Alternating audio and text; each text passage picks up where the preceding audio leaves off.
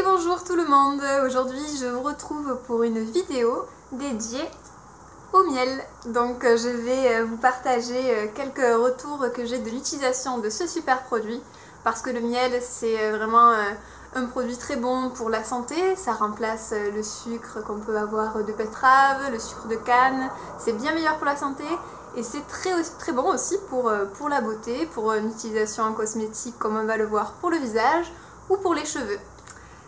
Voilà, c'est aussi un produit qui me tient à cœur parce que ce miel en particulier, il est issu des ruches que nous avons, mon copain et moi, donc on sait d'où il vient. D'ailleurs, petite recommandation, quand vous achetez votre miel en supermarché, regardez bien sa provenance et ses ingrédients, car il peut y avoir du miel importé de Chine, du miel coupé avec du sucre, donc c'est bien important de faire attention à ces produits quand on les achète, c'est toujours mieux. Donc on va commencer avec un exemple de masque pour le visage. Donc à base de miel, évidemment, c'est une recette qui peut vous convenir si vous cherchez de l'hydratation, de la luminosité, un teint éclatant. C'est aussi une recette qui peut convenir aux peaux à tendance acnéique, aux peaux jeunes. Ma petite sœur utilise cette recette et donc elle est en terminale au lycée, donc elle a des petites imperfections et c'est un masque qui arrive justement à lutter contre ces imperfections-là. Le miel, il faut savoir bien sûr que c'est plein de bonnes choses, plein d'antioxydants et on va l'associer au curcuma, qui est aussi une très belle épice pour la peau. Les Indiennes l'utilisent beaucoup. Et on peut l'associer aussi à de l'huile d'olive.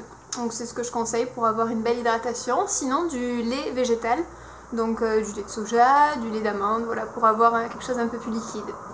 Tout simplement, vous prenez une cuillère de miel dans un petit bol avec une moitié de cuillère de curcuma.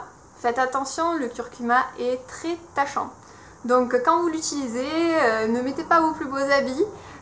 Voilà, faites attention, ça tâche. Également, réalisez ce masque dans votre salle de bain. Comme ça, vous pouvez bien rincer après. Et voilà, si jamais vous vous tâchez, sachez que ça part avec du savon de Marseille.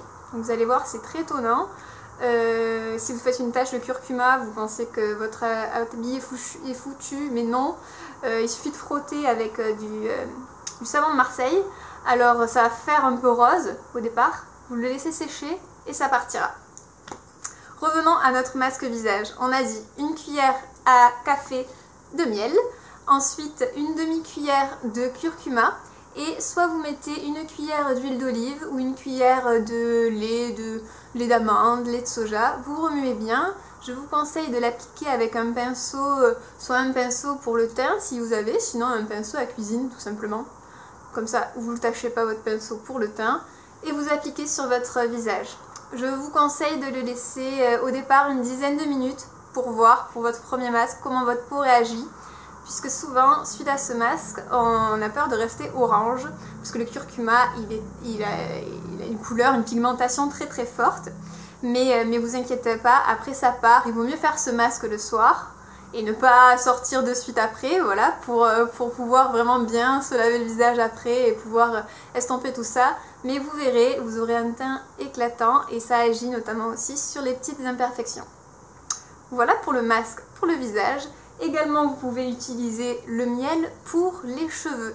Donc moi, c'est ce que je fais, j'essaie de le faire une fois par mois à peu près, quand j'ai le temps, parce que c'est pareil, il faut le laisser poser, et puis on n'a pas une super tête quand on applique, on applique ce masque sur le départ.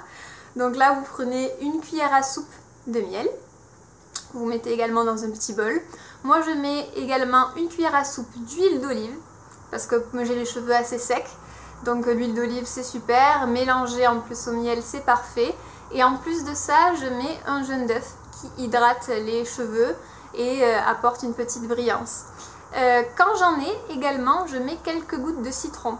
Donc là c'est pour avoir le côté plus brillant et ça peut aussi permettre de révéler certains reflets blonds si vous avez les cheveux châtains clair ou blond, ça vous donnera un petit peps en plus. Donc ce masque-là, vous pouvez le laisser poser par contre très longtemps. Donc moi je conseille à peu près 2 heures. Donc ce que je fais, c'est quand je veux en fin de journée, quand j'ai fini de travailler, j'applique ce masque sur mes cheveux. Donc après protégez-vous, donc c'est-à-dire que si vous avez un vieux foulard, mettez-le autour des cheveux ou tout simplement avec du du papier film, bon, c'est un peu moins écologique, mais pour protéger vos habits et votre canapé si vous allez sur le canapé ensuite.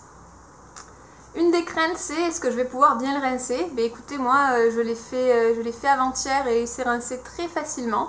Alors juste après je fais 2 shampoings. Un shampoing pour rincer ce masque et un autre, ben, mon shampoing habituel pour l'hydratation de mes cheveux. Voilà, n'hésitez pas si vous avez d'autres conseils sur l'utilisation du miel en masque pour le visage, pour les cheveux ou autre. Mettez vos recettes en commentaire, ça m'intéresse. Et puis n'hésitez pas à vous abonner à la chaîne si le contenu vous plaît et si vous voulez voir d'autres vidéos. Bonne journée, à bientôt!